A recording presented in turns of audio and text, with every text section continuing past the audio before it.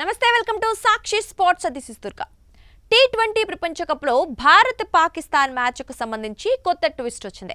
పాకిస్తాన్ ప్రభుత్వం ఇటీవల తమ జట్టు టోర్నమెంట్లో పాల్గొంటుందని, మిగిలిన మ్యాచ్లను శ్రీలంకలో ఆడుతుందని ప్రకటించింది. కానీ ఫిబ్రవరి 15న కొలంబోలో భారత్తో జరిగే గ్రూప్ దశ మ్యాచ్ ఆడకుండా బహిష్కరించింది. అంటే దీని అర్థం టీమిండియాకు వాకోవర్ ఇవ్వనుంది. ఆడకుండానే టీమిండియాకు 2 పాయింట్లు అందుతాయి. అయితే ఈ మ్యాచ్ కోసం టీమిండియా శ్రీలంకకు మాత్రం వెళ్లనుంది. పాకిస్తాన్ భారత్తో మ్యాచ్ ఆడకూడదని నిర్ణయించుకున్నప్పటికీ టోర్నమెంట్ సమయంలో టీమిండియా ఐసీసీ ప్రోటోకాల్లను పాటిస్తోంది. ఐసీసీ ప్రోటోకాల్ల ప్రకారం ఈ మ్యాచ్ కోసం టీమిండియా శ్రీలంక వెళ్తోంది. ఫిబ్రవరి 15న భారత జట్టు శ్రీలంకకు చేరుకుంటుంది. షెడ్యూల్ ప్రకారం ప్రాక్టీస్ కూడా చేస్తుంది. ప్రెస్ మీట్లోనూ పాల్గొంటుంది.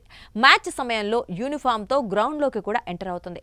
ఈ టైంలో పాక్ ప్లేయర్స్ గ్రౌండ్లోకి రాకపోతే అప్పుడు మ్యాచ్ రిఫరీ మ్యాచ్ను రద్దు చేస్తున్నట్లు ప్రకటిస్తాడు. టీమిండియా ఈ మొత్తం ప్రాసెస్ కోసం వెయిట్ చేసి వాకోవర్ పొందిన తర్వాత తిరిగి భారత్ తిరిగి వస్తుంది. ఈ టోర్నమెంట్ భారత్ శ్రీలంక జాయింట్ గా కండక్ట్ చేస్తున్నాయి. టీమిండియా ఆడే చాలా మ్యాచ్లు భారత్లో, పాకిస్తాన్ ఆడే అన్ని మ్యాచ్లు శ్రీలంకలో జరగనున్నాయి.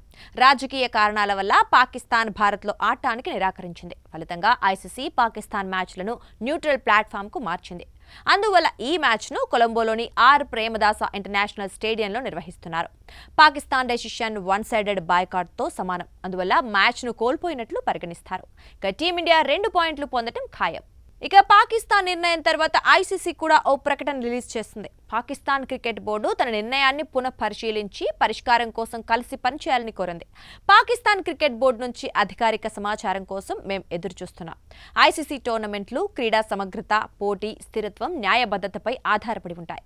పాక్ నిర్ణయం టోర్నమెంట్ పవిత్రత, స్ఫూర్తిని దెబ్బతీస్తుంది. అయితే జాతీయ విధానాలకు సంబంధించిన విషయాల్లో ప్రభుత్వాల పాత్రను ఐసీసీ గౌరవిస్తుంది అని ఐసీసీ స్పష్టం చేసింది. సాక్షి టీవీ ప్రసారాలను నిలిపివేయటం చట్టరీత్యా నేరం. సాక్షి టీవీ ప్రసారాల కోసం మీ స్థానిక కేబుల్ ఆపరేటర్ను వెంటనే సంప్రదించండి. DTH లో, ఇంటర్నెట్లో కూడా సాక్షి టీవీ ప్రసారాలను వీక్షించవచ్చు.